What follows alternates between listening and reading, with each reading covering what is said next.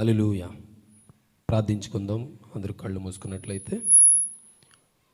మహాపరిశుద్ధుడైన మా దేవ, నీ ఘనమైన నామమునకు స్తుతి మహిమ ఘనత ప్రభావం చెల్లిస్తున్నాము తండ్రి. దేవా నా ప్రభువా, ఇటు రీతిగా నిన్ను ఆరాధించడానికి నువ్వు మాకు అనుగ్రహించినటువంటి నీ కృపల కొరకై ప్రార్థన చేయుచున్నాము తండ్రి. దేవా, నువ్వు విడిచిపెట్టు దేవుడు కాదు, ఆదరించు దేవుడు, ప్రేమించు దేవుడు. దేవా నా ప్రభువాను ప్రతి బిడ్డ యొక్క ఆర్తనాదమును విను దేవుడు అన్నావు దేవా. స్తోత్రములు తండ్రి. ఓ దేవా, నీకు కృతజ్ఞతాస్తుతులు చెల్లిస్తున్నాము తండ్రి. దేవా నా ప్రభువా, గతించిన కాలమంతయు కాచి కాపాడి ఉన్నావు దేవా. ఓ తండ్రి నా దేవా, ఈ దినములు నా ప్రభువా, ఓ తండ్రి, ఈ భయంకరమైనటువంటి దినములలో నా ప్రభువా, ఓ దేవా, నీ యొక్క వధువుగా మా ప్రభువా, నీ యొక్క బిడ్డలుగా మమ్మల్ని తండ్రి, మమ్మల్ని నీ యొక్క ఆలోచనలో ఓ తండ్రి జగత్తు పునాది వేయబడక మునిపోయిన ప్రభువా, నీవు మమ్మల్ని తండ్రి ఏర్పరచుకున్న విధానం బట్టి నీకే వందనాలు చెల్లిస్తున్నాము దేవా. ఓ తండ్రి నా దేవా, అందుని బట్టి నీకే కృతజ్ఞతాస్తుతులు చెల్లిస్తున్నాము దేవా. దేవా నీకే వందనాలు తండ్రి, స్తుతులు దేవా. ఓ ప్రభువా, నీ అనాది సంకల్పము చేత మమ్మల్ని ప్రభువా ప్రేమించి పోషించుచున్నందుకు వందనాలు దేవా. స్తోత్రములు తండ్రి. ఓ ప్రభువా, ఎట్టి తెగులు నీ గుడారమును సమీపించదని వాగ్దానం చేసిన దేవుడు నా ప్రభువా. దేవా నా ప్రభువా, చీకటి ఓ ప్రభువా తండ్రి నా దేవా, ఈ భయంకరమైన దినములలో ఉండగా ఓ తండ్రి నా ప్రభువా, నీవు నా ప్రభువా నీ వాక్యము ద్వారా, నీ వర్తమానం ద్వారా నీ యొక్క వెలుగులోనికి మమ్మల్ని నడిపించుచున్నందుకు వందనాలు దేవా. స్తోత్రములు తండ్రి. పరిశుద్ధ ప్రభువా, నీ ఘనమైన నామానికి స్తుతి ఘనతమైన ప్రభావాలు చెల్లిస్తున్నాము దేవా. ఓ ప్రభువా తండ్రి నా దేవా, నీ యొక్క తండ్రి నా ప్రభువా వాక్యము ఎవరి యొద్ద అయితే ఉన్నదో వారు తండ్రి నా ప్రభువా, నీ యొక్క తండ్రి నా ప్రభువా, వారు తండ్రి ఎట్టి భయము వారికి లేదని నువ్వు వాగ్దానం చేసిన దేవుడు నా ప్రభువా. స్తోత్రములు తండ్రి. ఓ ప్రభువా తండ్రి, భయపడకూడి అని ప్రభు అనేక మార్లు నువ్వు తండ్రి నా ప్రభువా నీ పరిశుద్ధ గ్రంథంలో వ్రాసి ఉంచి ఉన్నావు దేవా. స్తోత్రములు తండ్రి. అందుని బట్టి నీకే వందనాలు చెల్లిస్తున్నాము తండ్రి. ఓ ప్రభువా, అదిగో తండ్రి, ఈ ఆరాధన తండ్రి ఆన్లైన్ ద్వారా ఓ ప్రభువా ప్రతి బిడ్డ నా ప్రభువా ఈ వాక్యమును తండ్రి ఈ పాటల ద్వారా నేను ఆరాధన చేయుచుండగా, వాక్యం వినుచుండగా సమస్త విషయాల్లో మీరే మహిమ తెచ్చుకోండి దేవా. స్తోత్రములు తండ్రి. ఓ ప్రభువా, ఇక్కడున్న ప్రతి బిడ్డను దీవించండి, ఆశీర్వదించండి. ఓ ప్రభువా, నీకు తండ్రి నా ప్రభువా నీకు లోబడే బిడ్డలుగా, నీ యందు తండ్రి భయభక్తులు కలిగి జీవించే బిడ్డలుగా తండ్రి నా ప్రభువా, ఓ తండ్రి ఈ చీకటిని నా ప్రభువా పారద్రోలి నా ప్రభువా వెలుగులోనికి మమ్మల్ని నడిపించిన దేవుడు నా ప్రభువా. స్తోత్రములు తండ్రి. నీ పరిశుద్ధమైన నామమునకు వందనాలు చెల్లిస్తున్నాము దేవా. కనికరించుము దేవా, కృప చూపించుము, సహాయం అనుగ్రహించుము తండ్రి. ఈ ఆరాధన అంతటిలోనూ ప్రారంభం నుండి ఆఖరి వరకు నీకు ప్రసన్నత దయచేయండి తండ్రి. బలహీనలను బలపరచుము, రోగులను స్వస్థపరచుము దేవా. ఓ ప్రభువా, ఎటువంటి వేదన బాధ ఇబ్బందికర పరిస్థితులను తండ్రి నా ప్రభువా యేసుక్రీస్తు నామములో పొమ్మని ఆజ్ఞాపించుచున్నాము. సహాయం చేయండి తండ్రి. నీవే మహిమ ఘనత ప్రభావాలు తెచ్చుకున్నామని ప్రభువు అయిన యేసుక్రీస్తు ప్రశస్తమైన నామములో ఈ ప్రార్థన అడిగి వేడుకొనుచున్నాను తండ్రి. ఆమేన్. హల్లెలూయా. ఇదే సంగమ సమయం, ఇదే సియోనులో చేరుటకు సంగమ సమయం ఇదే అని పాట పాడదాం. పాటల పుస్తకం నుంచి 152వ పాట.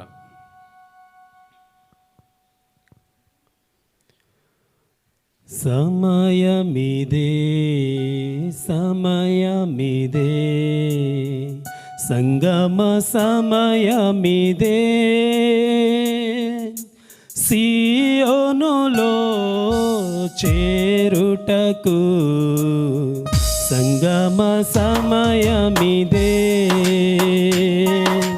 సియోనులో చేరుటకు సంగమ సమయమిదే సమయమిదే సమయమిదే సంగమ సమయమిదే సియోనులో చేరుటకు సంగమ సమయమిదే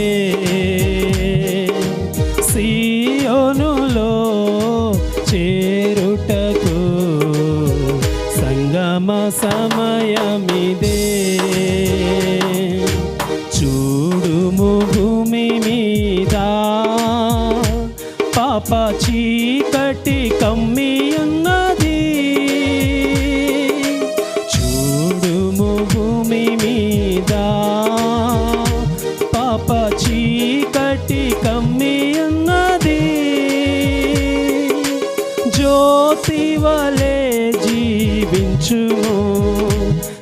జీవవాక్యము పట్టుకొని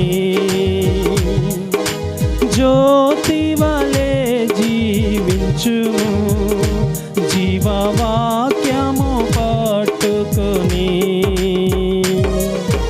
సమయమిదే సమయమిదే సంగమ సమయమిదే, సియోనులో చేరుటకు సంగమ సమయమిదే, సియోనులో చేరుటకు సంగమ సమయమిదే. ధూళి దులుపుకొనుము, నీవు మెడకట్లు విప్పుకొనుము. ధూళి దులుపుకొనుము, నీవు మెడకట్లు విప్పుకొనుము. సుందరమైన వస్త్రము వేగం ధరించి సిద్ధపడుము. సుందరమైన వస్త్రము వేగం ధరించి సిద్ధపడుము. సమయమిదే సమయమిదే సంగమ సమయమిదే, సియోనులో చేరుటకు సంగమ సమయమిదే, సియోనులో చేరుటకు సంగమ సమయమిదే. నిలువుము సత్యముకై సువార్తకై పోరాడుము, నిలువుము సత్యముకై సువార్తకై పోరాడుము. సేవను చేసి నీవు త్యాగం చేయుము ప్రాణమును, సేవను చేసి నీవు త్యాగం చేయుము ప్రాణమును. సమయమిదే సమయమిదే సంగమ సమయమిదే, సియోనులో చేరుటకు సంగమ సమయమిదే, సియోనులో చేరుటకు సంగమ.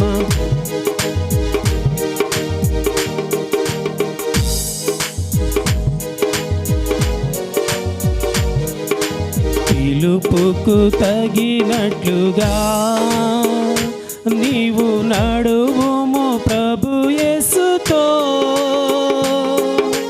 పిలుపుకు తగినట్లుగా నీవు నడువుము ప్రభు యేసుతో.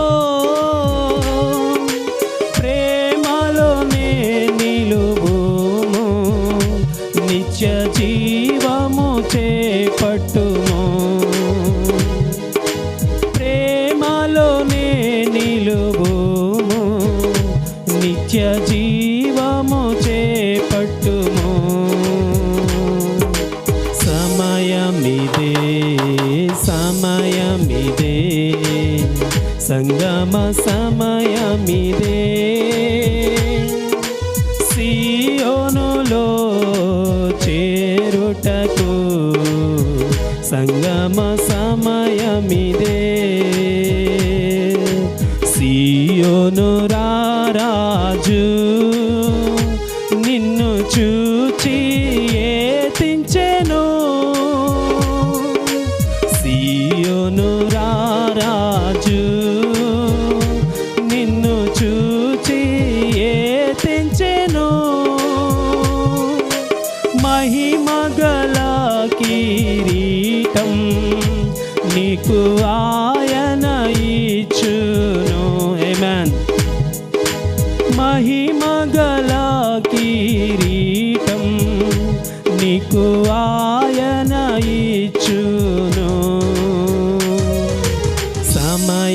ఇదే సమయమిదే, సంగమ సమయమిదే, సియోనులో చేరుటకు సంగమ సమయమిదే, సియోనులో చేరుటకు సంగమ సమయమిదే. హల్లెలూయా. ప్రార్థన చేసుకుందాం. తల వంచండి. కృపగల మా యేసయ్య, ప్రభువైన యేసుక్రీస్తు నామములో నీ పాదముల ఎదుకు వచ్చిన నీ దేని బిడ్డల కొరకు ప్రార్థిస్తున్నాం. వాక్యం అనేటువంటి రొట్టె ఎద్దుకు వచ్చిన దేని బిడ్డలను దీవించండి, ఆశీర్వదించండి. ప్రభువా, నీ రొట్టెను విరిచి మాకు పంచిపెట్టమని మేము అడుగుతూ ఉన్నాం. మా ఆలోచన కాదు కానీ నీ యొక్క ఆలోచనలో మరి స్వస్థత ఉన్నది. దేవా, నీ మనసును మాకు అనుగ్రహించి నీ బయలుపరచబడిన నీ వాక్యము ద్వారా జీవించుటకు సహాయం చేయండి. ప్రభా, బలము, శక్తి, నీ ప్రభావములు ప్రతి బిడ్డలో జీవింపజేసే శక్తిని కనుగొందుముగాక. సహాయం చేయించినందుకు వందనాలు చెల్లిస్తున్నాం. నీ యొక్క హస్తము మాపై ఉంచండి, బలపరచమని నాకును మరి ప్రభా నీ యొక్క ఉపదేశము, నీ స్వరము ప్రభా సహాయం చేయమని అడుగుతున్నాం. నీ యొక్క హస్తం ఉంచమని మా ప్రభు నిజ యేసుక్రీస్తు నామములో అడుగుతున్నాము తండ్రి, ఆమేన్. ప్రభు యేసుక్రీస్తు నామములో మరి ఆయా ప్రాంతాల్లో అనగా మరి తాడేపల్లిగూడెం, అలాగే కొత్త కాకినాడ, మరి ఇంకా మరి కొండెలపేట చర్చ్ సంఘస్థులు కొరకు, అలాగే వాకలపూడి, పిఠాపురం, ఉప్పాడ సంఘం, అలాగే మరి మూలపేట మూలపేటలో ఉన్నారు. మూలపేట, గడ్డిపేట, దానేపేట అందరికీ కూడా ప్రభువైన యేసుక్రీస్తు నామములో వందనాలు. మరి యొక్క సమయంలో మరి దేవుని యొక్క వాక్యం చదువుకుందాం. మత్తయి సువార్త 17వ అధ్యాయము 1 నుండి కొన్ని వచనాలు చదువుకుందాం. 6 దినములైన తరువాత యేసు పేతురును, యాకోబును, అతని సహోదరుడైన యోహానును వెంటబెట్టుకొని ఎత్తైన ఒక కొండ మీదకి ఏకాంతముగా పోయి వారి ఎదుట రూపాంతరము పొందెను. ఆయన ముఖము సూర్యుని వలె ప్రకాశించెను. ఆయన వస్త్రములు వెలుగు వలె తెల్లనివాయెను. ఇదిగో మోసేయు ఏలియాయు వారికి కనబడి ఆయనతో మాట్లాడుచుండిరి. అప్పుడు పేతురు, ప్రభువా, మనం ఇక్కడ ఉండటం మంచిది. నీకు ఇష్టమైతే ఇక్కడ నీకు ఒకటియు, మోషేకు ఒకటియు, ఏలియాకు ఒకటియు 3 పర్ణశాలలు కట్టుదునని యేసుతో చెప్పాను. అతడు ఇంకనూ మాట్లాడుచుండగా ఇదిగో ప్రకాశమానమైన ఒక మేఘము వారిని కమ్ముకొనెను. ఇదిగో ఈయన నా ప్రియ కుమారుడు, ఈయన యందు నేను ఆనందించుచున్నాను, ఈయన మాట వినుడని ఒక శబ్దము ఆ మేఘంలో నుండి పుట్టెను. శిష్యులు ఈ మాటలు విని బోర్లపడి మిక్కిలి భయపడగా యేసు వారి యొద్దకు వచ్చి వారిని ముట్టి ల్యాండే, భయపడకడని చెప్పాను. వారు కనులెత్తి చూడగా యేసు తప్ప మరి ఎవరునూ వారికి కనబడలేదు. దేవుడి కొద్ది వాక్యములు దీవించునుగాక. వాక్యం కొరకు మనము మరొకసారి తల ఉంచుదాం. కృపగల మా యేసయ్య, ప్రభువైన యేసుక్రీస్తు నామములో ఈ స్థలంలోనికి వచ్చిన ప్రతి బిడ్డ కొరకు ప్రార్థిస్తున్నాం. వాక్యం ఇచ్చిన ప్రతి బిడ్డను దీవించండి, ఆశీర్వదించండి. మరి ప్రభువా, నీ ప్రత్యక్షపరచబడిన వాక్యము ద్వారా ఆ రొట్టె విరవబడుటకు సహాయం చేయండి. మరి ప్రభువా, మేము గ్రహించినట్లుగా నీ యొక్క హస్తం ఉంచండి, నీవు బలపరచండి, సహాయం చేయమని మా ప్రభు నిజ యేసుక్రీస్తు నామములో అడుగుచున్నాము తండ్రి, ఆమేన్. మరి కొంతమంది బలహీనులుగా ఉన్నారు, వారి కొరకు ప్రార్థనలో మనం జ్ఞాపకం చేసుకుందాం.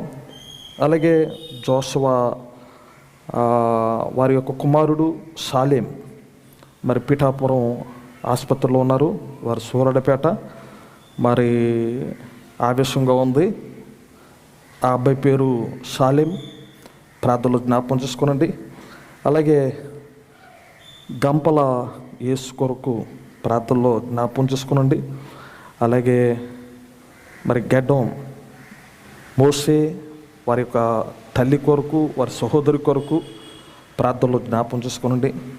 అలాగే కొమ్మరిగిరి జోసఫ్ గారి యొక్క సహోదరులకు పాజిటివ్ అని తెలియజేశారు.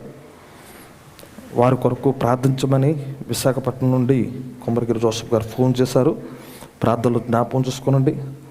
అలాగే కొండలపేటలో ఉన్నటువంటి మధు కొరకు ప్రార్థించమని, మరి అంటే బాగానే ఉన్నారు, కొన్ని కళలు బాగా రాలేదని ప్రార్థించమని మరి తన యొక్క భార్య సహోదరి మరి రూతు ఫోన్ చేసింది.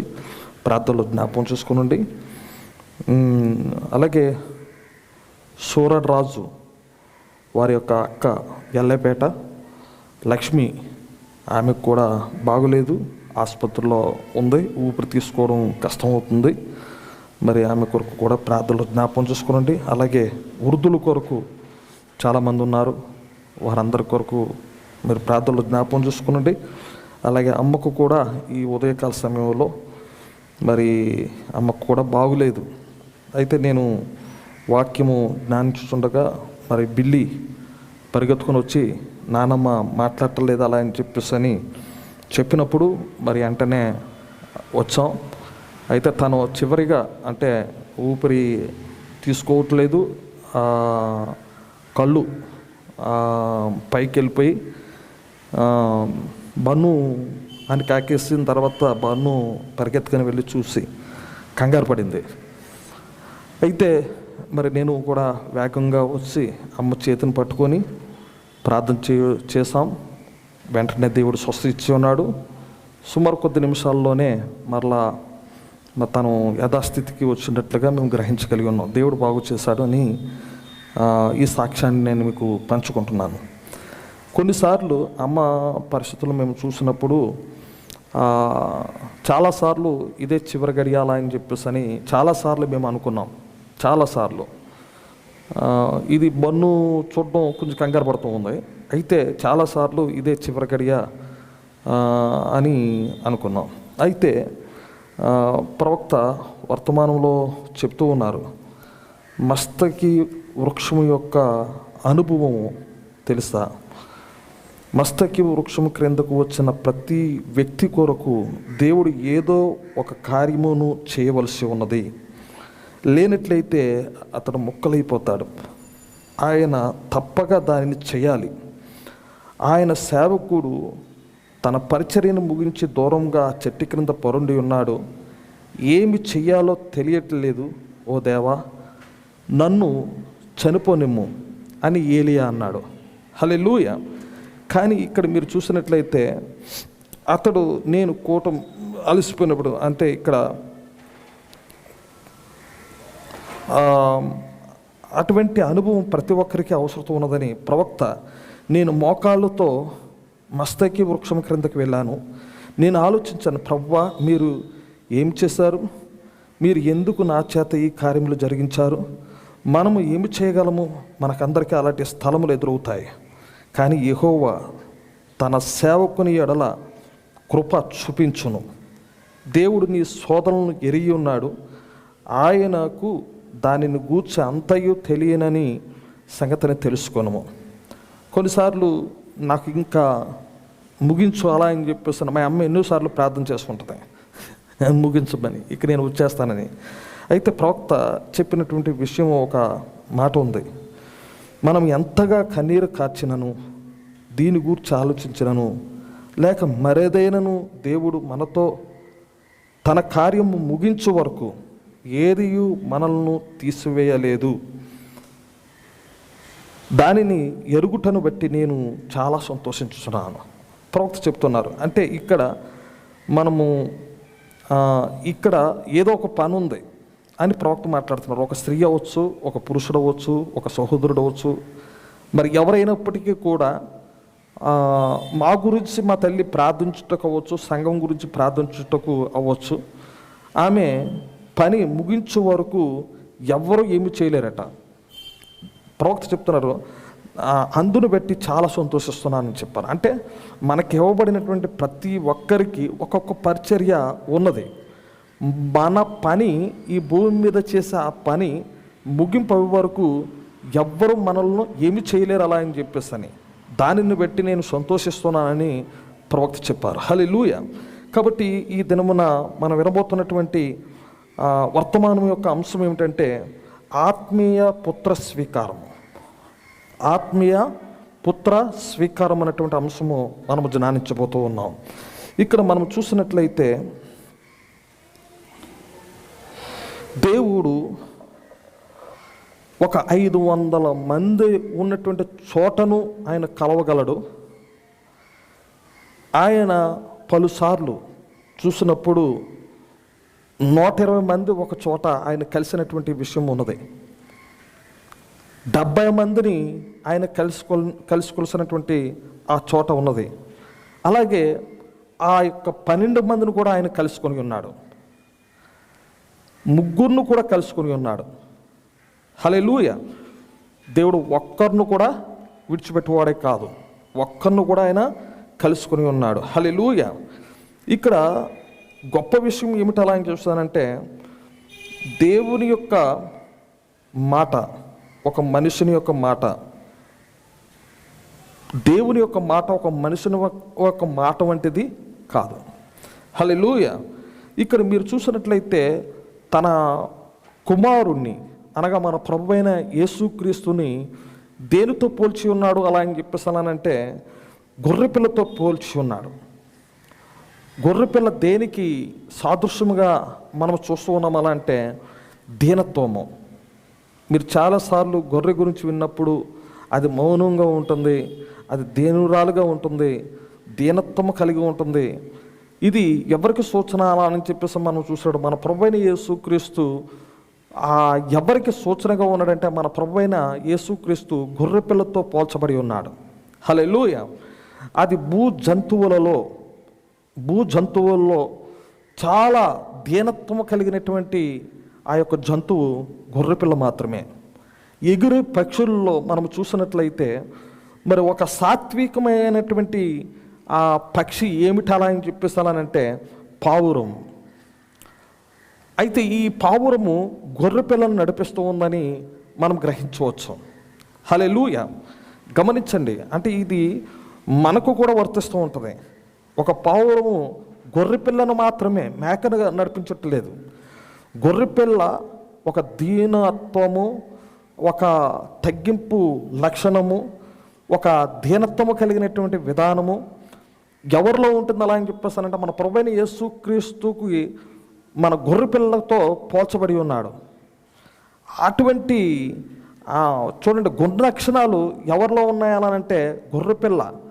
ఇక్కడ కొన్నిసార్లు మనము చూసినప్పుడు మనలో ఉన్నటువంటి సాత్వికాన్ని తీసివేయటకు వాగ్వాదములు అవ్వచ్చు, కలహములు అవ్వచ్చు, ద్వేషం అవ్వచ్చు, అసూయ అవ్వచ్చు, ఈ సంఘములో ఉన్నటువంటి పేరు ప్రతిష్టలు గూర్చి సంఘములో ఉన్నటువంటి ప్రవక్త మాట్లాడి నేను మాట్లాడుతున్నా ఒక వాగ్వాదములు లాంటివి చూడండి. ఏదైనా ఒక వాగ్వాదములు అన్నమాట. అది కలహము, ద్వేషము, అసూయ ఇవన్నీ కూడా ఏమి చేస్తుందంటే మనలో ఉన్నటువంటి సాత్వికాన్ని తీసేస్తుందట. మనలో ఉన్నటువంటి సాత్వికాన్ని తీసేస్తుందట. అవి మనల్ని ఏం చేస్తుందా అని చెప్పేసానంటే సాత్వికమును తీసివేసి ఏం చేస్తుందా అని చెప్పేసానంటే ఈ యొక్క ఎప్పుడైతే మనకు అసూయ వచ్చిందో, ఎప్పుడైతే కలహము వచ్చిందో, వాగ్వాదములు వచ్చాయో, సంఘములో భిన్నాభిప్రాయములు కలిగినటువంటి మనసు మనకి ఎప్పుడైతే వచ్చిందో మనలో ఉన్నటువంటి సాత్వికాన్ని లాగేస్తుంది. సాత్వికం అంటే పరిశుద్ధాత్మ అంత సున్నితమైనదన్నమాట. దేవుడు తన కుమారుని కలుసుకున్నటువంటి రోజు, దేవుడు తన కుమారుడైనటువంటి మన ప్రభువైన యేసుక్రీస్తు కలుసుకున్నటువంటి విషయం గురించి ప్రవక్త చెబుతూ దేవుడు మానవుడు కలుసుకొనుట, ఆకాశము భూమి కౌకలించుకొనుట. హల్లెలూయా. ఇక్కడ మీరు చూసినట్లయితే ఈ రెండు కూడా ఐక్యమవుట. మరొక భాషలో మరొక స్థితిలో మనం మాట్లాడాలి ఎలా అంటే ఇవి ఒక ఐక్యమగుట, దేవుడు మానవుడు ఐక్యమగుట. ఇక్కడ ఆ విషయాన్ని ప్రవక్త చూపిస్తూ ఎటువంటిది అలా అని చెప్పేసానంటే మీరు చాలామంది గుమ్మములు చూస్తారు. ఇది ప్రవక్త మాట్లాడుతూ ఉన్నారు.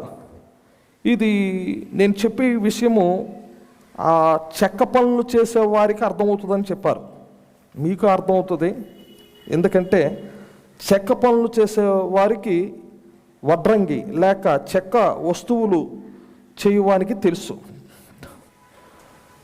ఒక చెక్కతో మరొకటి కూర్చడము అంటే ఏమిటో ఆ చెక్కకు గాడి కొట్టుట అని మనం పిలుస్తాము, లేక నాలుక. ఒక గుమ్మము చెయ్యాలి అలా అని చెప్పేసి అలానంటే ఆ గుమ్మమునికి ఒకదానికి గాడి కొట్టి మరొక దానికి నాలుక ఏర్పాటు చేస్తారు. ఇది చెక్క పనులు చేసినటువంటి వారికి సులువుగా అర్థమవుతుంది నేను చెప్పిన మాటలు అని ప్రవక్త చెప్తున్నారు.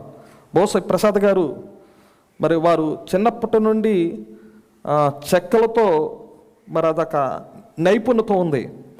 ఈ నాలికను ఆ యొక్క గాడి కొట్టినటువంటి దానిలోనికి చేర్చినప్పుడు ఆ గాడి కొట్టిన చెక్క కూర్పు వలన తప్ప ఆ గుమ్మం పూర్తవదు అనమాట. అంటే ఈ యొక్క చెక్కే స్థితి ఎవరు అలా అని చెప్పేసి అలానంటే ఒక కంసాలి, అతడు ఆ వడ్రంగి ఆయన, అతను ఏం చేస్తాడు అని అంటే చెక్కుతాడు. ఆ చెక్కి నాలుకగా చెక్కి మరొకటి ఆ యొక్క కొట్టిన చెక్క కూర్పు వలన, ఇక్కడ మీరు చూసినట్లయితే చెక్కతో మరొకటి కూర్పు చేయడం అంటే ఏమిటో తెలుసా? ఒక చెక్కకు గాడి కొట్టుట అని మనం పిలుస్తాము, లేక నాలుక మరియు ఆ గాడి అని అర్థము. అక్కడ ఆ నాలిక మరియు ఆ గాడి కొట్టిన చెక్క కూర్పు వలన ఒక గుమ్మము చేయకపోతే గుమ్మము తయారవదు. మరియు అవి కలిసి వచ్చినప్పుడు ఒకదానితో ఒకటి కలిసి బిగుసుగా ఉండును. వాటిపై నీరు పోయటం వలన గాలి కూడా వాటి గుండా వెళ్ళినంతగా అవి ఉబ్బి, అంటే ఏ ఖాళీ లేకుండా అంత కరెక్ట్గా అమర్చబడి ఉంటుంది అనమాట. హల్లెలూయా. ఇక్కడ ప్రవక్త చెప్తున్నారు, అంటే దేవుడు ఒక మనిషిని కలుసుకునే ఆ సమయం గురించి ప్రవక్త చెప్తూ, మీరు మారు మనసు పొంది పాపక్షమాపణ నిమిత్తము ప్రతివాడును యేసుక్రీస్తు నామములో బాప్టిసం పొందుడి, అప్పుడు మీరు పరిశుద్ధాత్మన వరము పొందుదురు. హల్లెలూయా. ఇక్కడ మనము చూసినట్లయితే పరిశుద్ధాత్మ అంటే సాత్వికము. ఈ సాత్వికము పరిశుద్ధాత్మలో ఉన్నటువంటి ఒక గుణలక్షణం అన్నమాట. హల్లెలూయా. పరిశుద్ధాత్మ ఒక సాత్వికంలో ఉన్నటువంటి ఒక గుణలక్షణము. మరి దీనత్వము గొర్రెపిల్లలో ఉన్నటువంటి ఒక సూచన లేక ఒక గుణలక్షణం. ఈ రెండు కలిసాయి. అందుకే ప్రవక్త ఏం చెప్తూ ఉన్నారంటే భూమి ఆకాశము ఏమైంది అలా అంటే కౌకలించుకున్నాయి అలా అని చెప్పేసి అని. దేవుడు మానవుడు కలుసుకున్నటువంటి సమయం వచ్చింది.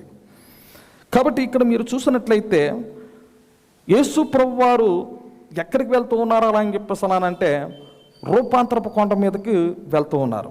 రూపాంతరపు కొండ మీదకి 6 దినములైన తరువాత, అక్కడ ఏం రాయబడి ఉందండి? 7వ దినమున.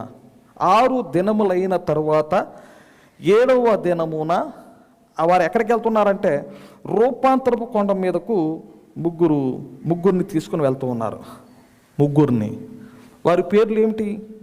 పేతురు, మరొక పేరు యాకోబు, మరొక పేరు యాకోబు సహోదరుడైనటువంటి యోహాను. పేతురు దేనికి పోల్చబడి ఉన్నారు అలాంటే ఒక్కొక్కరి గురించి నేను మీకు చెప్తూ ఉన్నాను.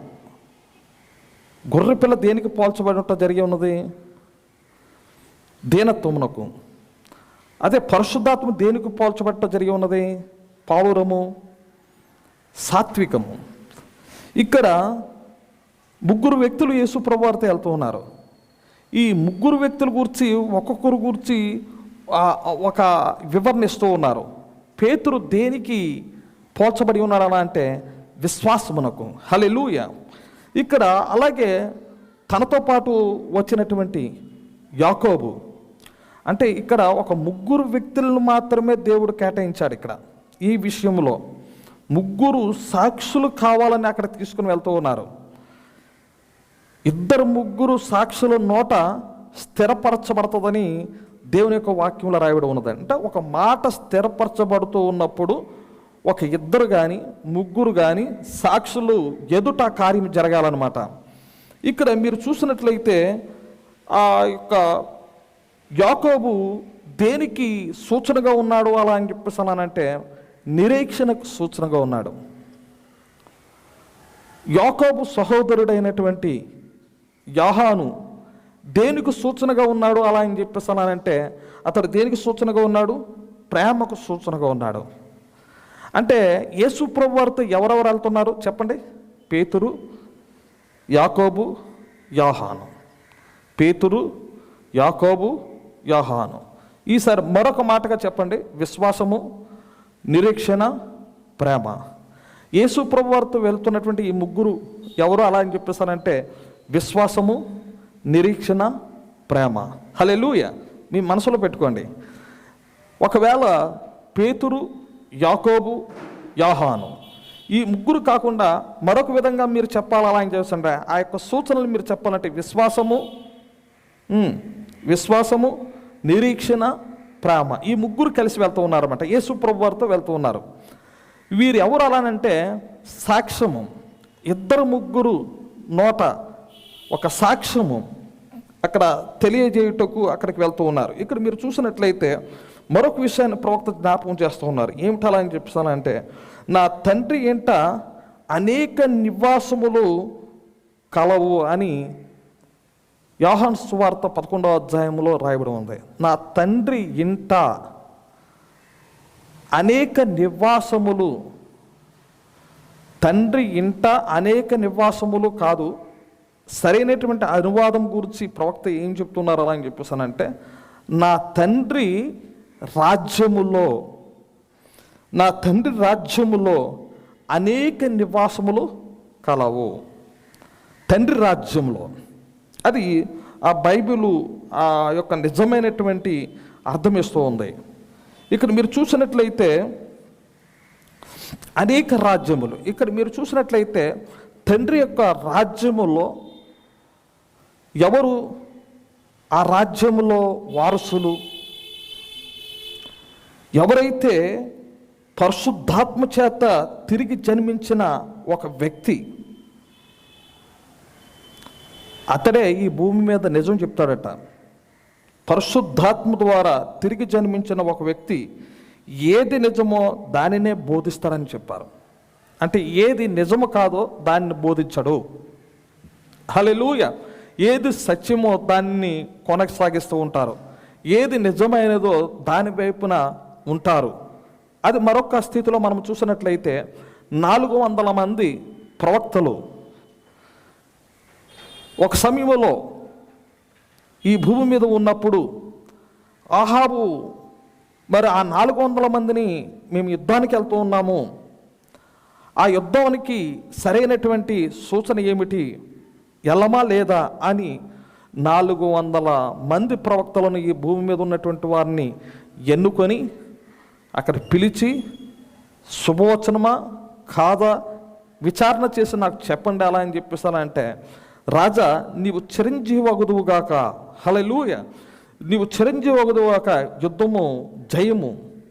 ఎందుకంటే వారికి వచ్చినటువంటి దర్శనములను బట్టి, వారికి వచ్చిన కళలను బట్టి వారు చెప్పారు.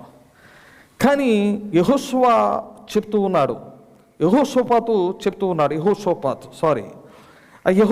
చెప్తున్నాడు ఇంకెవరు లేరా, ఇంకెవరైనా ఉన్నారమ్మా కనుగొనండి అలా అని చెప్పేసానంటే అతడు ఉన్నాడు కానీ మన మంచి చెప్పడు. అంటే ఎప్పుడు కూడా మంచి చెప్తూ ఉండాలా, ఎప్పుడు కూడా ఏం చెప్పాలా, మంచి చెప్తూ ఉండాలి. ఉన్నాడు కానీ మన మంచికి చెప్పడు. కానీ అతన్ని కూడా పిలవండి. యెహోవా ప్రవక్తల్లో అతను ఒకడు. ఆయన పిలిచినప్పుడు ఆయన వచ్చారు.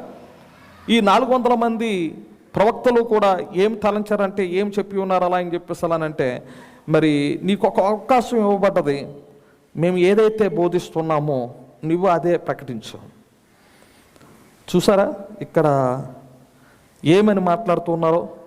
మేము ఏదైతే ప్రకటించామో అదే నీవు ప్రకటించు, మేము ఏదైతే బోధించామో అదే నీవు బోధించు, మేము చెప్పిన దాన్నే నీవు కూడా వెంబడించు అని చెబితే ఆయన ఏం చెప్తున్నాడు అని అంటే, నేను మీరు చెప్పిన దాన్ని నేను చెప్పను, దేవుడు ఏదైతే సెలవిస్తాడో అది మాత్రము తప్ప మరి దేనిని కూడా నేను ప్రకటించను అని చెప్పాడు. అతడు విచారణలో తేలింది. అతడు ధైర్యంగా రాజు ఎదుట నిలబడి ఉన్నాడు. రాజా, నువ్వు చనిపోతావు అలా అని చెప్పేసి అని చెప్పాడు. యుద్ధంలో నువ్వు చనిపోతావు అలా అని చెప్పేసి అన్నాడు. రాజుకి కోపం వచ్చింది. ఎందుకంటే ఎప్పుడు ఇతను మన మంచికి చెప్పడు, మనకి శుభవచనాలు చెప్పడం. ఇతనికి రాజుకు కోపం వచ్చి, రాజు కోపం రాకుండా తగ్గింపు మనసు వచ్చి ఉంటే, అతను చెప్పినది సత్యమని గ్రహిస్తే అతను బతుకుండేవాడు. ఈరోజు మనము దేవుని యొక్క ప్రవక్త పలికినటువంటి స్వరమునకు వ్యతిరేకంగా ఒకవేళ మనం జీవిస్తూ ఉన్నట్లయితే దానివలన వచ్చినటువంటి లాభము చూసినట్లయితే ఘోరమైనది. ఈ దినమున మనము లోబడే స్వభావం మాకు కావాలి. నిజమైనటువంటి ప్రవక్తని మనం ఎన్నుకోవాలి. నిజమైనటువంటి సంఘమును మనం ఎన్నుకోవాలి.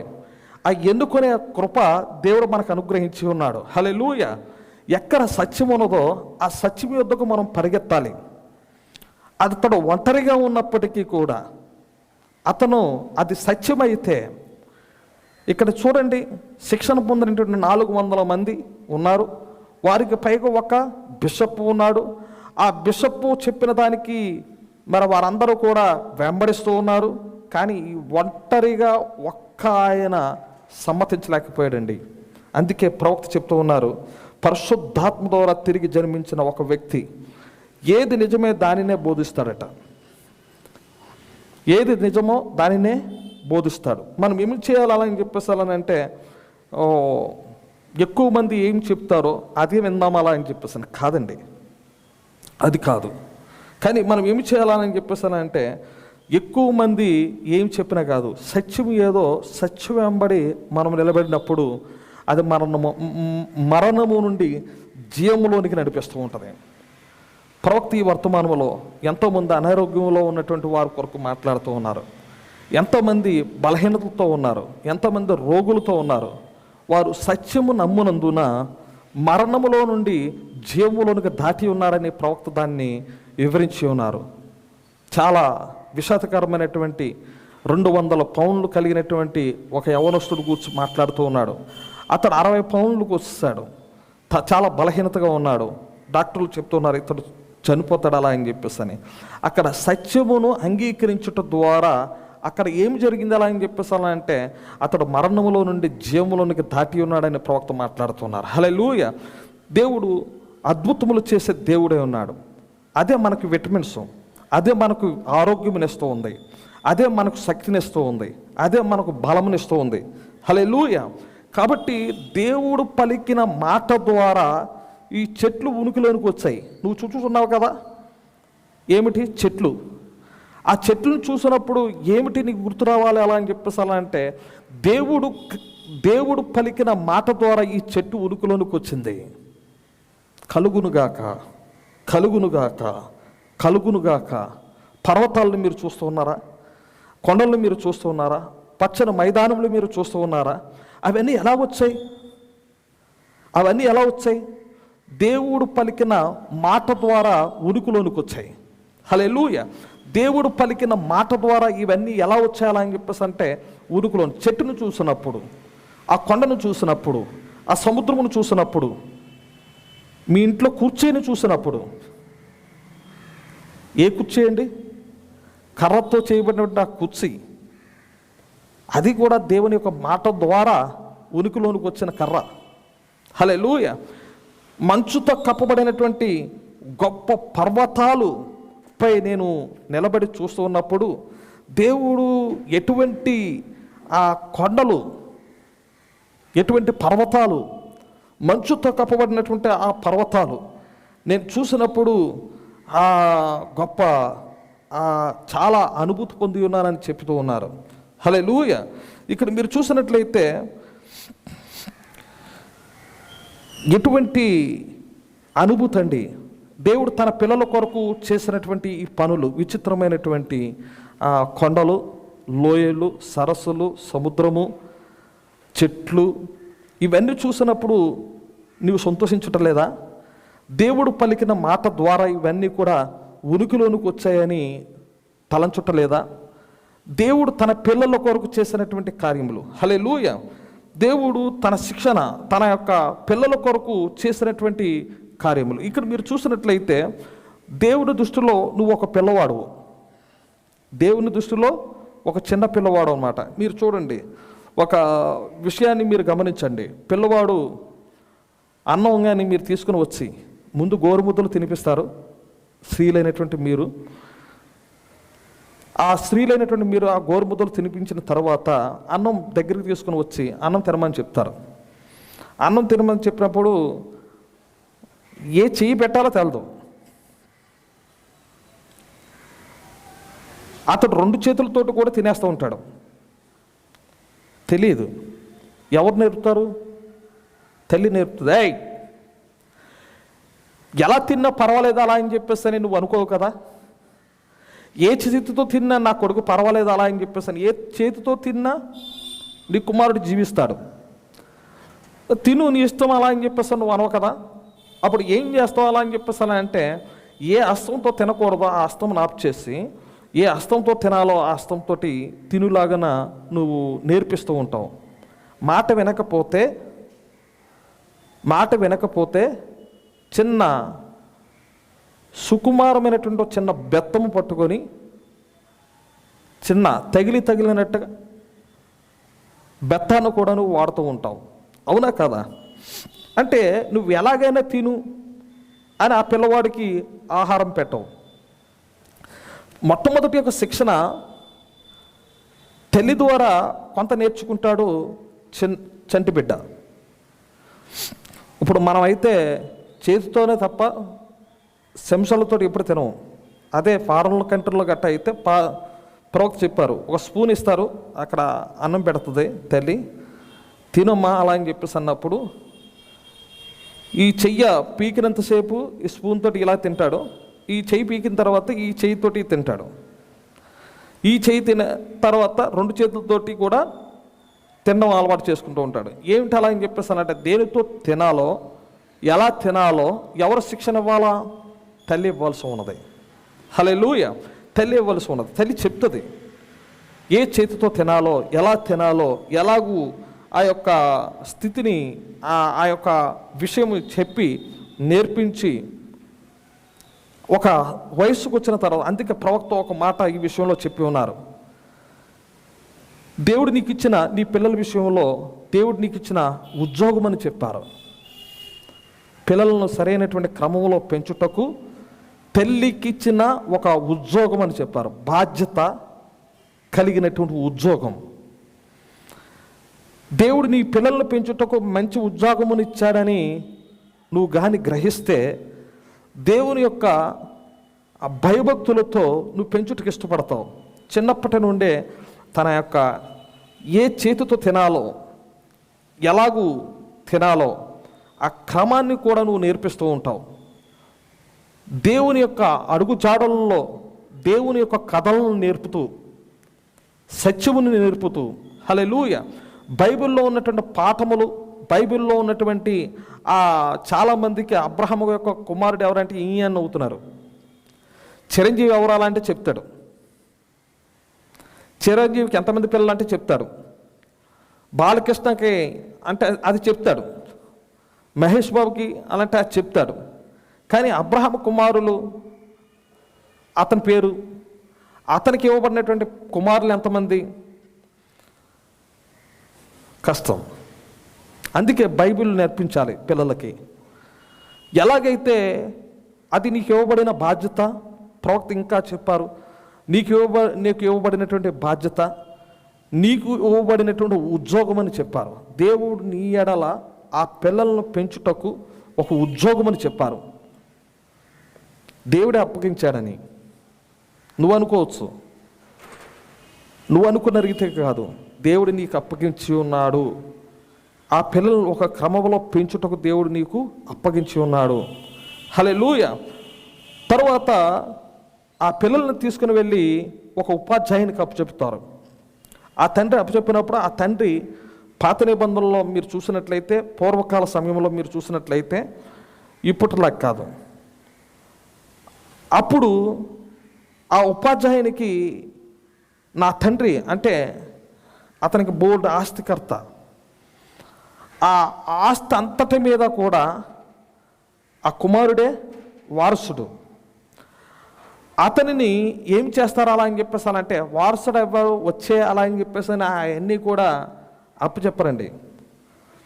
అతనికి ఒక శిక్షణ ఇచ్చుట జరుగుతుంది. ఒక ఉపాధ్యాయుని నియమిస్తాడు, ఒక మాస్టర్ని పెడతాడు. ఆ యొక్క ఉపాధ్యాయుడు ఏం చేస్తాడు అలా అని చెప్పేసి అంటే, అతడు నడవడిక, అతని యొక్క మాట, అతని యొక్క విధేయత, ప్రతి దానిని కూడా సూక్ష్మముగా గమనిస్తాడు. అప్పుడప్పుడు బెత్తము పట్టుకుంటాడు, అప్పుడప్పుడు బెత్తము పట్టుకొని కొట్టుట జరుగుతుంది. ప్రవక్త నా 47 సంవత్సరముల ముందు అని ప్రవక్త చెప్పారు. 47 సంవత్సరముల ముందు నా తండ్రి చేత ఒక బెత్తము ఉండేది. ఆ బెత్తము చేత కొట్టిన దెబ్బలు నాకు గుర్తున్నాయి. గనుక అతన్ని నేను అభినందిస్తున్నాను, నా తండ్రిని అభినందిస్తున్నాను. నా తండ్రి యొక్క సమాధి, ఒకవేళ ఆయన ఒక దినమున పునరుద్ధానుడే నన్ను కలుసుకున్నప్పుడు, నేను ఆయన చేసిన దానికి, ఆయన నన్ను కొట్టిన దానికి, లేక క్రమపరిచిన దానికి ఆయన్ను పట్టుకొని కౌకలించుకొని ముద్దు పెడతాను అలా అని చెప్పేసి అని ఈ వర్తమానంలో మాట్లాడుతున్నారు. అంటే పిల్లలైనటువంటి వారిని క్రమపరచుటకు వాడినది ఏమిటి అలా అని చెప్పేసి అలా అంటే బెత్తం. ఈ పరిశుద్ధాత్మ, ఈ ఉపాధ్యాయుడు ఆ పిల్లవారి పట్ల నడవడిక, మాట, విధానము, తీరు, ఇవన్నీ కూడా సూక్ష్మంగా గమనిస్తూ ఉంటాడు. ఎవరు గమనిస్తారు? ఉపాధ్యాయుడు. దేవుడు మనకు తండ్రి ఉన్నాడు. హల్లెలూయా. దేవుడు మనకు తండ్రి ఉన్నాడు. ఆ తండ్రి ఉపాధ్యాయునికి అప్పచెప్తున్నాడు. ఉపాధ్యాయుడు ఎవరు అలా అని చెప్పేసానంటే పరిశుద్ధాత్మ. మరొకరు యేసుక్రీస్తు. అంటే ముగ్గురు దేవుళ్ళ. దేవుడు 3 కార్యాలయంలో పనిచేశాడు. తండ్రిగాను, కుమారుడుగాను, పరిశుద్ధాత్మగాను. హల్లెలూయా. తండ్రిగాను, కుమారుడుగాను, పరిశుద్ధాత్మగాను. మనము దేవుని యొక్క పిల్లలమే. మారు మనసు పొంది ప్రతివాడును ప్రభువైన యేసుక్రీస్తు నామములో బాప్తిసం పొందిరి, అప్పుడు పరిశుద్ధాత్మన వరము మీరు పొందుదురాలని అక్కడ రాయబడి ఉంది.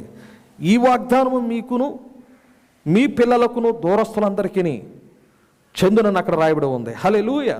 కాబట్టి ఇక్కడ మీరు చూసినట్లయితే ఈ యొక్క వాగ్దానము మీకును మీ పిల్లలకును దూరస్తులందరికీ చెందునలా అని చెప్పేసి ఇక్కడ మీరు చూసినట్లయితే ఆయన మనకు తండ్రి, మనము కుమారులమే. కానీ ఆ కుమారుణ్ణి ఎవరికి అప్పచెప్పుట జరుగుతుందా అని చెప్పేసి అలా అంటే ఒక ఉపాధ్యాయునికి అప్పచెప్పుట జరుగుతుంది. పూర్వకాలంలో ఆ ఉపాధ్యాయుని చేత అతడు నడిపించబడుతూ, ఎందుకంటే తండ్రి యొక్క రాజ్యము, తండ్రి యొక్క రాజ్యములో అంటే తండ్రికి ఉన్నటువంటి ఆ యొక్క పొలము, ఆస్తి, అనేకమైనటువంటి ఈ యొక్క డబ్బు, ధనము, వీటన్నిటికీ కూడా అతడు వారసుడు అవ్వాలంటే పుట్టగానే వారసత్వం ఇవ్వలేదండి. పుట్టిన తర్వాత అతనికి శిక్షకుని చేతిలోనికి అప్పచెప్పడం జరిగి ఉన్నది. ఆ పూర్వకాలంలో ఆ పిల్లవాడిని పరీక్షిస్తూ నడిపిస్తూ తండ్రి యొక్క విధముగా ఒకవేళ అతడు ఏ నడవడికలో అయినా తప్పుగాను ఉంటే ఈ ఉపాధ్యాయుని చేత ఏమి చేయబడుతూ ఉంటాడు అలా అంటే బెత్తము వాడబడుతూ ఉంటారు. కొన్నిసార్లు మనము మంచం మీదకి ఎక్కుతూ ఉంటాం. హల్లెలూయా. కొన్నిసార్లు చిన్న మూలుగులు కూడా మన జీవితంలోనికి వస్తూ ఉంటాయి. మన యొక్క అవిధేయత వల్ల కూడా వ్యాధులు వచ్చుట జరుగుతూ ఉంటుంది. అంటే రొంపు వచ్చిన, తుమ్ము వచ్చిన, దగ్గు వచ్చిన, లేక ఎవరికైనా బాగులేదనుకుంటే వీడు తప్పు చేశాడు అలా అని చెప్పేసి అన్నది మీరు లెక్కలేవద్దు. దేవుడు నా అవిధేయతను బట్టి కూడా కొన్నిసార్లు దేవుడు శిక్షణ ఇస్తూ ఉంటాడు. అక్కడ ఏం చేస్తూ ఉంటాడు అలా అని చెప్పేసి అంటే అతను నడిపించుట. అతనికి 18 సంవత్సరములు వచ్చిన తర్వాత అతడు తన యొక్క యజమానుడి దగ్గరికి తీసుకుని వచ్చి, అయ్యా నీవెలా నడిచాడు, నీవెలా జీవించాడు, నువ్వు ఎలా మాట్లాడుతున్నావు అతను అలా మాట్లాడుతున్నాడు, మంచి దీనత్వం కలిగి ఉన్నాడు అని చెప్పేసి అన్నప్పుడు ఆ వ్యక్తికి తీసుకుని వచ్చి ఆ వ్యక్తిని కొత్త బట్టలు, రాజబట్టలు వేసి, మంచి జోళ్ళు వేసి, ఉంగరం పెట్టి, గ్రామంలో ఉన్నటువంటి ఆ పట్టణంలో ఉన్నటువంటి ప్రతి ఒక్కరిని పిలిచి విందు ఏర్పాట్లు చేసి ఇతడు అప్పుడు చెప్తాడనమాట, నేను ఏదైతే కలిగి ఉన్నానో ఇతడు నా వారసుడు, ఇక మీదట ఇతనే నా పనులన్నీ కూడా చూసుకుంటాడు, సర్వ హక్కులు కూడా ఈయనకి ఇవ్వబడుతూ ఉన్నాయి. ఎప్పుడు ఉపాధ్యాయుడు తన కుమారుని నిమిత్తము సాక్ష్యం పలకాల. హల్లెలూయా. కుమారుని నిమిత్తము సాక్ష్యం పలికిన తర్వాత అప్పుడు మాట్లాడతారన్నమాట. ఇతడు ఊరు వారందరినీ, పట్టణస్థుల్లో ఉన్నటువంటి వారిని అందరినీ కూడా పిలిచి మంచి భోజనం గట్ట ఏర్పాటు చేసి, ఇతడు నా రాజ్యంలో వారసునిగా నేను నియమిస్తూ ఉన్నాను, నాకున్నటువంటి ఆస్తి అంతటిలో అతడే చూసుకుంటాడు, రేపు నేను సంతకం పెట్టట కాదు, ఆయనే నా కుమారుడే చూసుకుంటాడు, ఈయన నా కుమారుడు అలా అని చెప్పేసని అతనికి దత్తత స్వీకారము జరిగేదనమాట. పాత నిబంధనలో లేక పూర్వములు జరిగే విషయాలు అక్కడ ప్రస్తావించడం జరుగుతూ ఉంది. ప్రవక్త మాట్లాడుతూ ఉన్నారు. ఇక్కడ మీరు చూసినట్లయితే యేసు ప్రభు వారు గొర్రెపిల్లగాను, దీనత్వము కలిగినటువంటి వాడుగాను, పావురము ఒక సాత్వికముతో నడిపించిన దానిగాను అతను నడిచిన తర్వాత ఒక 2-3 సాక్షులు నోట విశ్వాసము, నిరీక్షణ, ప్రేమ, ఈ ముగ్గురిని తీసుకుని వెళ్ళుట జరిగి ఉన్నది. హల్లెలూయా. ఈ ముగ్గురిని తీసుకుని వెళ్ళినప్పుడు ఆ కొండ మీద, ఆ రూపాంతరపు చెందినటువంటి ఆ కొండ మీద, అక్కడ మనం వాక్యంలో మనం చూద్దాం.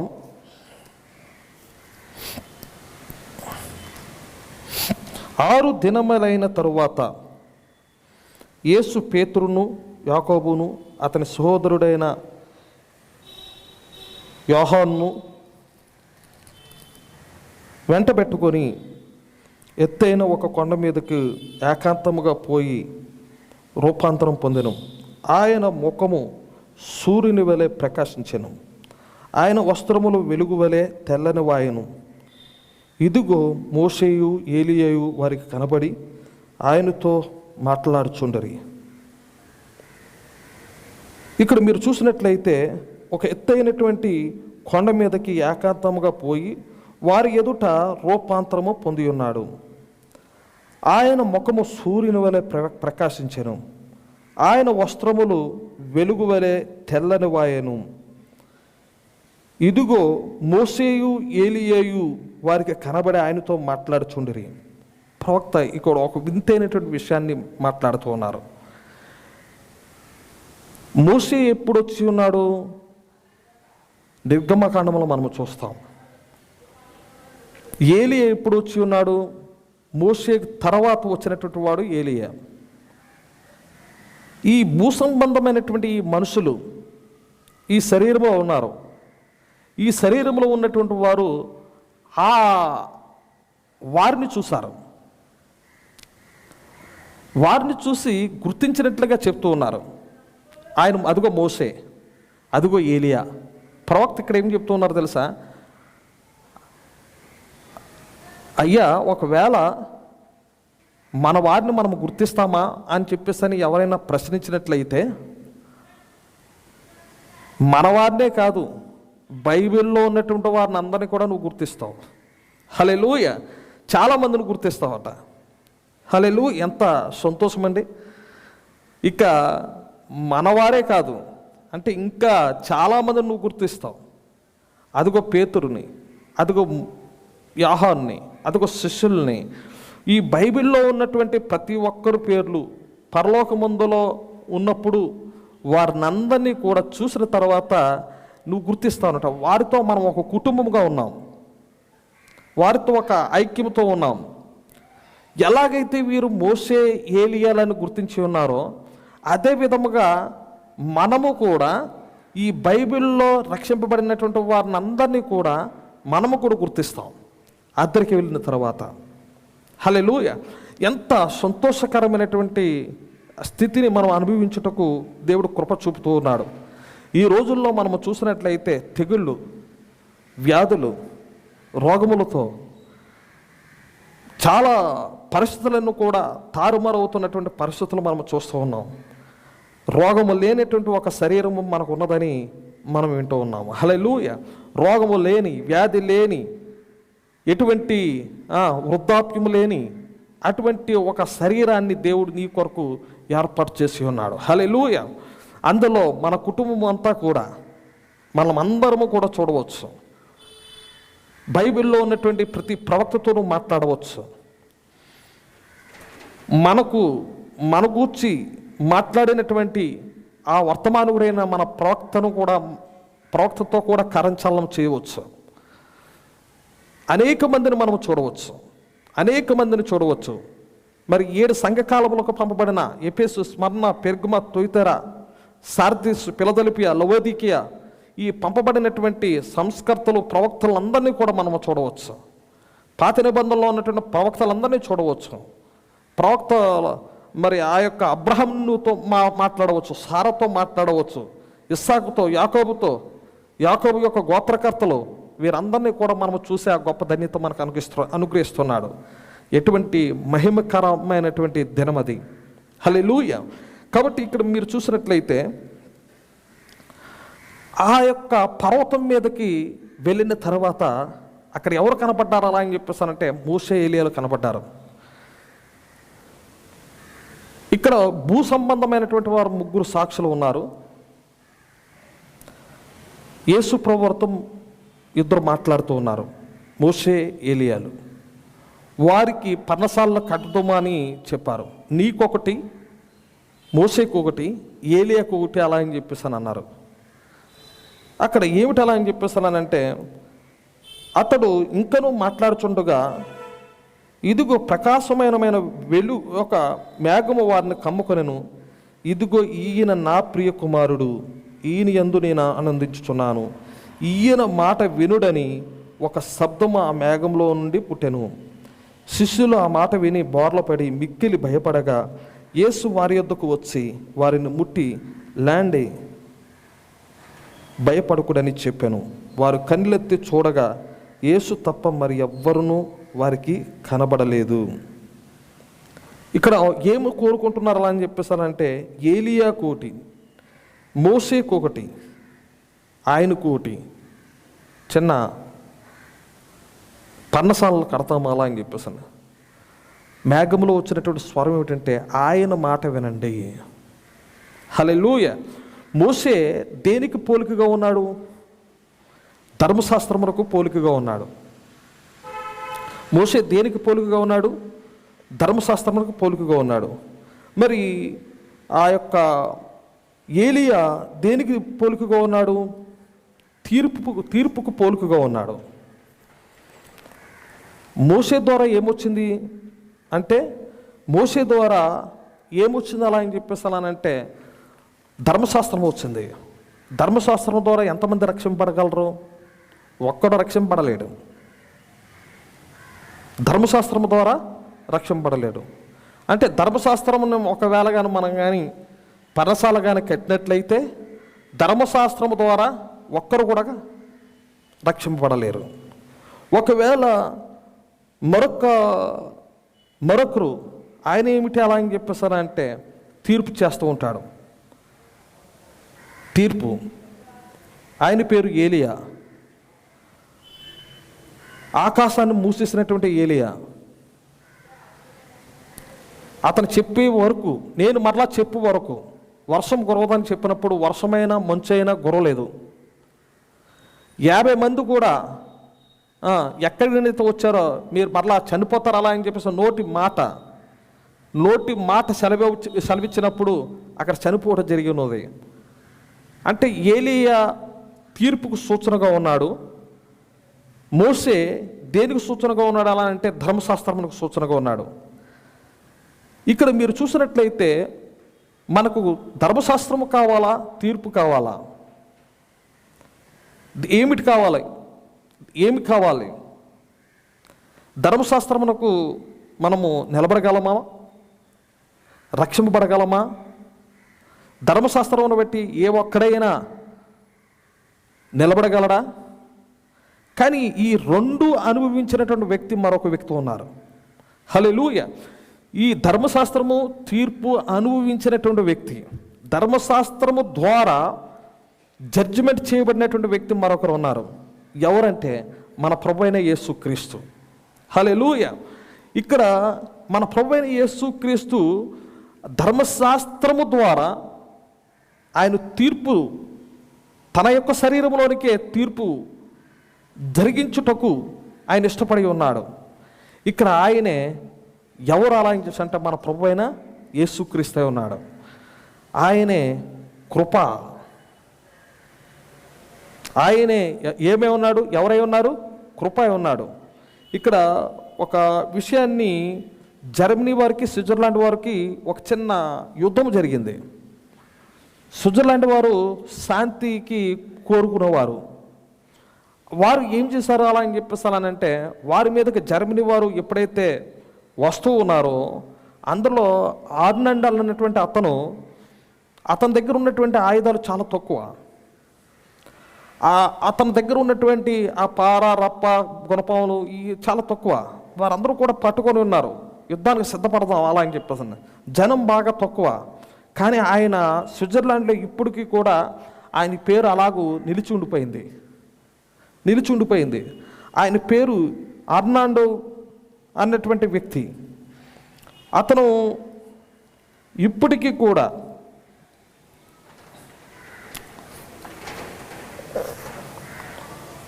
అర్నాల్డ్ వాన్ వింకెల్ రీడ్ అన్నటువంటి అతను ముందు నిలబడ్డాడు అనమాట. యుద్ధానికి ముందు నిలబడ్డాడు.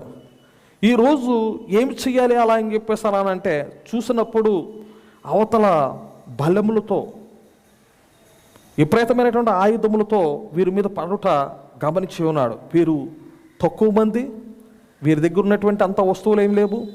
అప్పుడు చివరిగా ఆయన గట్టిగా అరిచి చెప్పాడు, ఇదిగో ఈరోజు ఈ స్విట్జర్లాండ్, ఈ దేశము కొరకు నేను ప్రాణం పెడుతూ ఉన్నాను.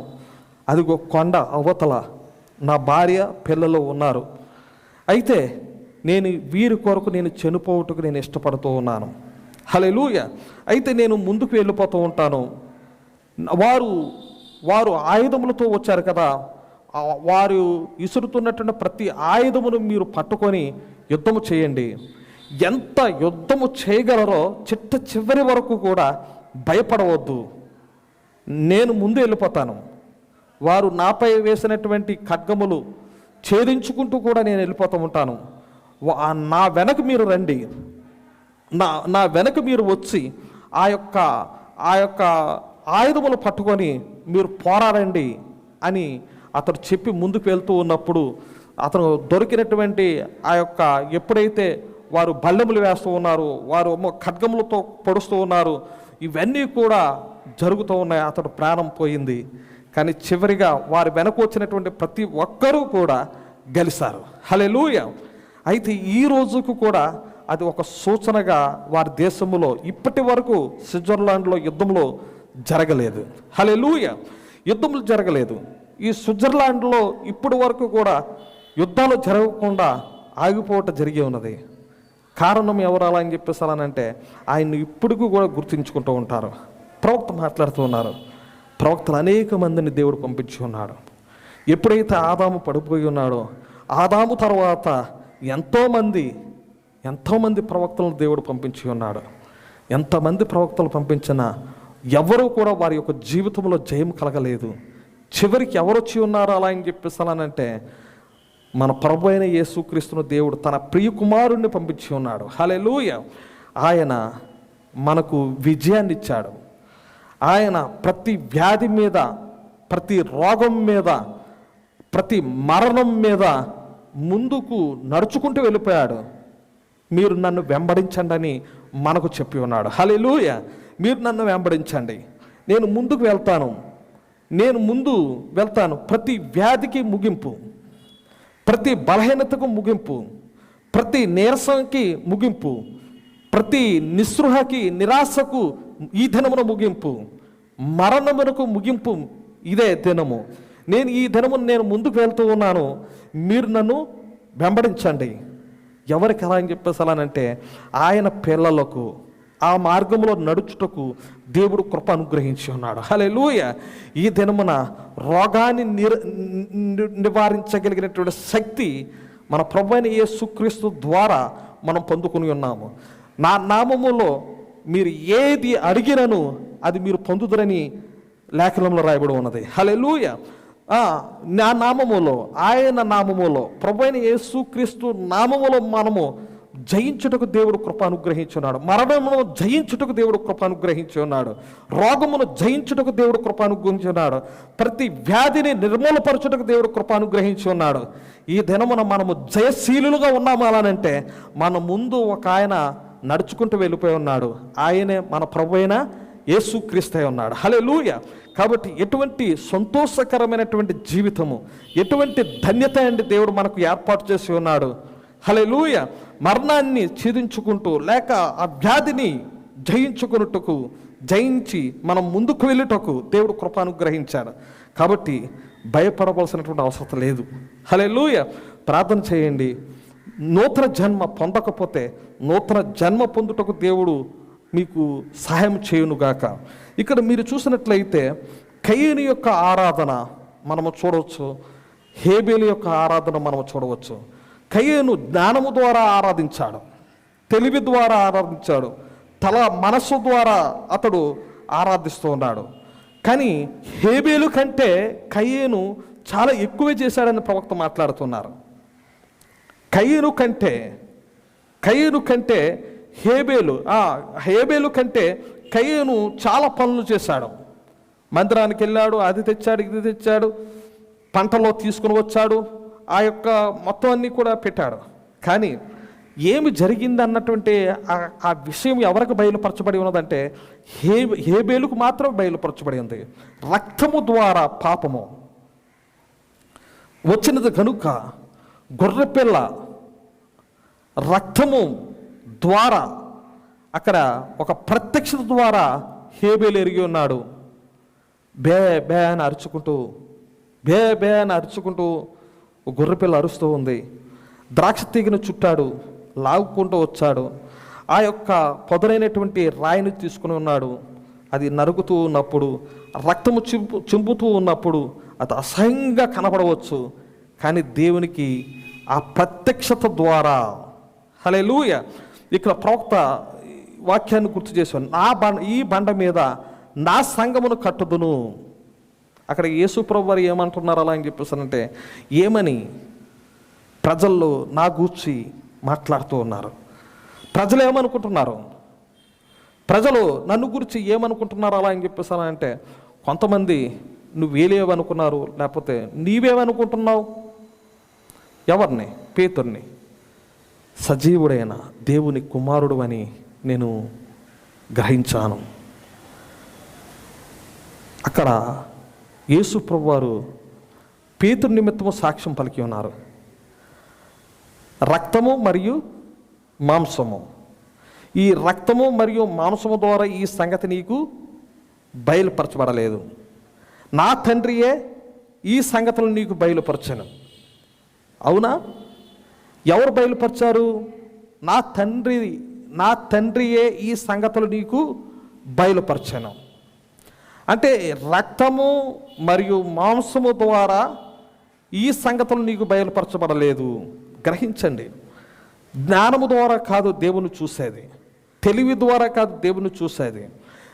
నీకు తెలివితేటలు ఉన్నప్పుడు అది తలలో ఉన్నటువంటి జ్ఞానము తప్ప మరి ఏమీ కూడా కాదు. కానీ హేబేలు ఏ విధముగా తెలుసుకుని ఉన్నాడు అలా అని చెప్తానంటే, ఒక ప్రత్యక్షత. ఈ బండ మీద నా సంఘమును కట్టుదునాలా అని యేసు ప్రభువారు చెప్పారు.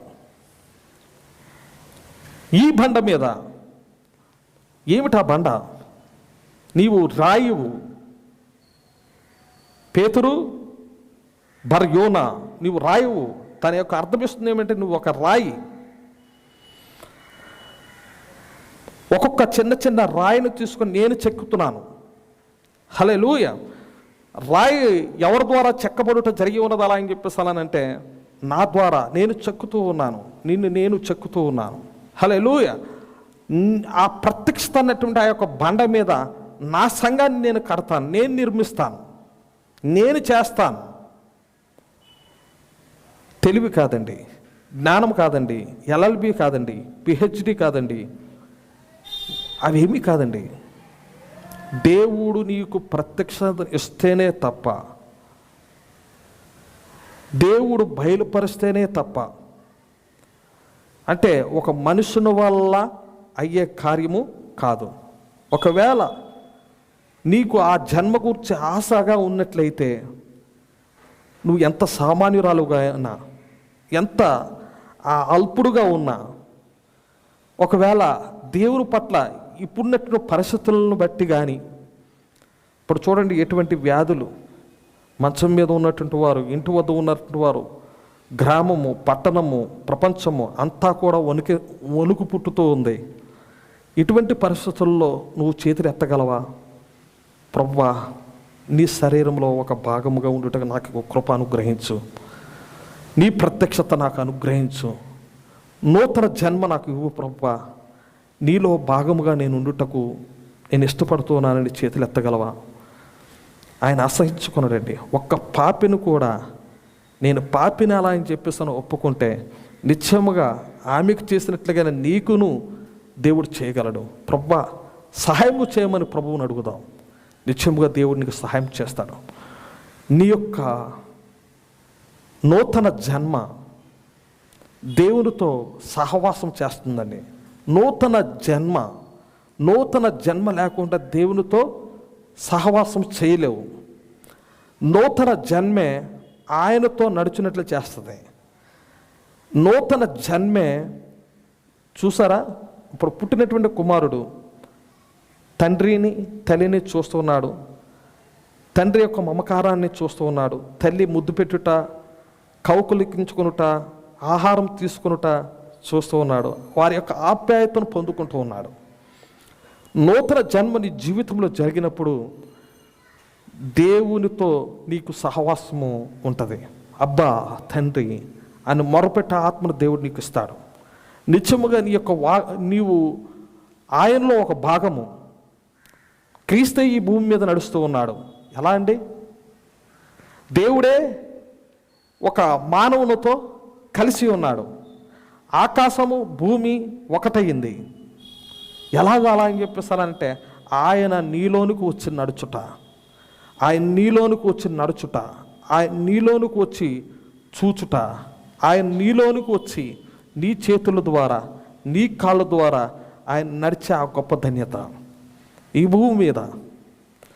ఒకవేళ నీ ఇష్టపడినట్లయితే, నూతన జన్మ కొరకు నీవు చేతులు ఎత్తుతూ ఉన్నట్లయితే, వ్యక్తిగతంగా ప్రభువు నన్ను అడుగుతూ ఉన్నట్లయితే, ఆ నూతన జన్మ దేవునితో నిజమైనటువంటి సహవాసము రక్త మాంసముల ద్వారా కాదు, తెలివి ద్వారా కాదు, జ్ఞానము ద్వారా కాదు, కానీ రక్త మాంసముల ద్వారా కాదు, కానీ ప్రత్యక్షత ఆ రాయి నీలో పెట్టినట్లయితే, నూతన జన్మ నువ్వు పొందుకున్నట్లయితే, సత్యాన్ని నువ్వు అంగీకరించి ఆ సత్యాన్నే ఇతరులకు నువ్వు మాట్లాడతావు. ఇది సత్యమని. 400 మంది ప్రవక్తలు ఒక పక్కన ఉన్నారు, మీకాయ ఆ పక్కన లేడు. వారు కూడా వాక్యం చెప్తూ ఉన్నారు, వారు కూడా ప్రవక్తలుగా నిలబడి ఉన్నారు, వారు కూడా దర్శనం కొరకు వేచి ఉన్నారు, వారు కూడా కళల కొరకు వారు వేచి ఉన్నారు. కానీ మీకయ వారు పక్షంలో లేడు, వారితో లేడు. కానీ వచ్చినా వారు చెప్పిన మాట వినలేదు. వారికి ప్రత్యేకంగా ఉన్నాడు.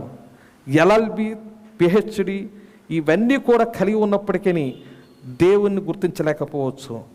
నీవు ఏమి కలిగి ఉండాలంటే దేవునితో సహవాసం కలిగి ఉండాలని ఆశిస్తున్నావా నా సహోదరి, నా సోదరుడా? నిశ్చయముగా నూతన జన్మ నీకు అవసరం ఉన్నది. ప్రభువా నాకు సహాయం చేయి, ఈ శ్రమలో, ఈ కష్టములో, ఈ రోగగ్రస్తమైనటువంటి పరిస్థితుల్లో నీవే కాపాడువాడు. కొండల తట్టు నా కన్నులు ఎత్తుచూ ఉన్నాను, నాకు సహాయము ఎక్కడి నుండి వచ్చును? దావీదు పలికినటువంటి అదే మాట నువ్వు పలుకుదువు. దేవుడు మిమ్మల్ని దీవించునుగాక. చిన్న ప్రార్థన చేసుకుందాం, తల్ల ఉంచండి. కృపగల మా యేసయ్య, ప్రభువైన యేసుక్రీస్తు నామములో నిన్న నేడు నిరంతరము ఒకే రీతిగా ఉన్నటువంటి మా గొప్ప తండ్రి, ప్రభువా అనేకులు ఆయా ప్రాంతముల్లో వాక్యం వినుచున్న ప్రతి ఒక్కరూ చేతులు ఎత్తుతూ ఉన్నారు. వారు ఎందు నిమిత్తం ఎత్తుతున్నారో ప్రభువా వారి యొక్క హృదయములు ఎరిగినటువంటి దేవుడు. ప్రభువా నూతన జన్మ కావాలని ఎంతమంది అయితే ఆశతో ఎదురు చూస్తూ ఉన్నారో ఇటువంటి విపత్తులో ప్రభువా ప్రతి యవనస్తుడికి, ప్రతి వృద్ధురాలికి, చేతులెత్తుతున్న నీ బిడ్డలకు నీవు సహాయం చేయండి. మరి ప్రభువా ఆ యొక్క సొలొమోను దేవాలయం వైపు చూసి చేతులెత్తినప్పుడు వారికి నువ్వు సహాయం చేసి ఉన్నావు ప్రభువా. మరి అనేక మంది పడకల మీద, మంచముల మీద, ఆయా ప్రాంతముల్లో మరి తండ్రి ఉన్నారు తండ్రి. ఎవరో మరి ప్రభువా రోగగ్రస్తములతో ఉన్నారు తండ్రి, నాయన విపత్తులతో ఉన్నారు, చెప్పుకోలేనటువంటి బాధలతో ఉన్నారు ప్రభువా. మరి ఈ లైవ్లో ఒకవేళ ఈ వాక్యం వినుచున్నట్లయితే వారి యొక్క జీవితంలో గొప్ప కార్యం చేయండి, మేలుకొల్పు అనుగ్రహించండి. వారి యొక్క బలహీనలుగా ఉన్న బలవంతులుగా నువ్వు ఆరోగ్యం ఇచ్చావని మేము నమ్ముతూ ఉన్నాం. స్వస్థపరచు యెహోవాను నేనే అని మీరు చెప్పారు. నీవు పొందిన దెబ్బల చేత ఆ బిడ్డలకు స్వస్థత కలిగి ఉన్నది ప్రభువా. ప్రభువైన యేసుక్రీస్తు నామములో విడుదల అనుగ్రహింపబడి ఉన్నదని గ్రహించుదురుగాక. నువ్వు స్వస్థత అనుగ్రహించినందుకు స్తుతులు, వందనాలు చెల్లిస్తున్నాం ప్రభు. ఈ స్థలంలో ఉన్నటువంటి ఆయా ప్రాంతంలో ఉన్నటువంటి వాక్యం వినుచున్న నీ దేని బిడ్డలు చేతులు ఎత్తుతుండగా వారి చేతులను, హృదయమును, సమస్తమును ఎరిగినటువంటి దేవుడు ఆ నూతన జన్మ వారి యొక్క జీవితంలో గొప్ప కార్యము చేయునుగాక. సహాయం చేస్తున్నందుకు వందలు. అలాగే హాస్పిటల్లో ఉన్నటువంటి షాలెం కొరకు నీ యొక్క పాదములది పెడుచున్నాం. అలాగే సోరాట్ రాజు వారి యొక్క అక్క ఎల్లయ్యపేట లక్ష్మి ప్రభువా మరి ఆసుపత్రిలో జాయిన్ చేశారు ప్రభువా, నీ యొక్క పాదములది పెడుచున్నాం. యేసు గంపల యేసు కొరకు ప్రార్థిస్తున్నాం. అలాగే మరి ప్రభువా గడ్డం మరి ప్రభువా ఆ యొక్క మోసే వారి యొక్క సహోదరి తల్లి కొరకు నీ యొక్క పాదములు పెడుచున్నాం నాయన. మరి తండ్రి కొమ్మరిగిరి జోసఫ్ గారి యొక్క సోదరుల కొరకు నీ యొక్క పాదములు పెడుచున్నాం నాయన. నీ యొక్క హస్తం ఉంచండి. అలాగే ఉదయకాల సమయంలో మరి అమ్మకు బలహీనతగా ఉన్నప్పుడు మరి తండ్రి మరి ఆ చేతిని పట్టి మరి ప్రభువా ప్రార్థించినప్పుడు నువ్వు స్వస్థత ఇచ్చినటువంటి దేవుడు, నువ్వు బాగు చేసి ఉన్నావు. నీకు స్తుతులు, వందనాలు చెల్లిస్తున్నావు నాయన. మరి తండ్రి ఆయా ప్రాంతాల్లో మరి అనారోగ్యంతో ఉండి వారి చేతులు ఎత్తుతున్నట్లయితే వారిలో ఒక గొప్ప కార్యము జరుగునుగాక. మరి ప్రభువా నీవే నీ యొక్క ప్రసన్నత, నీ యొక్క అద్భుతమైనటువంటి వాతావరణం దయచేయండి. ఒకవేళ పేర్లు నేను మర్చిన ప్రభువా నువ్వు మరవనటి దేవుడు. అలాగే గండెపల్లి సత్యపాల్ గారి యొక్క భార్య పిస్సల కొరకు ప్రార్థిస్తున్నాం. అలాగే తన యొక్క కుమార్తె లక్ష్మి కొరకు నీ యొక్క పాదములు పెడుచున్నాం. సంపూర్ణ స్వస్థత, ఆరోగ్యం, బలం మీరు దయచేయండి.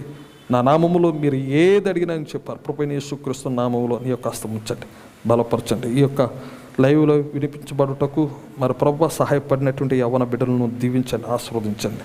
నీ యొక్క మరి ప్రభువా నీ యొక్క హస్తమ దేని బిడ్డలపై ఉంచి బలపరిచి సహాయం చేయమని, ఆత్మీయతలో, విశ్వాసంలో, ప్రత్యక్షతలో, ఆహారంలో మరి తండ్రి నీ యొక్క హస్తం ప్రతి బిడ్డపై ఉన్నట్లుగా నడిపించండి, సహాయం చేయమని మా ప్రభు నిజ యేసుక్రీస్తు నామములో అడుగుచున్నాము తండ్రి, ఆమేన్.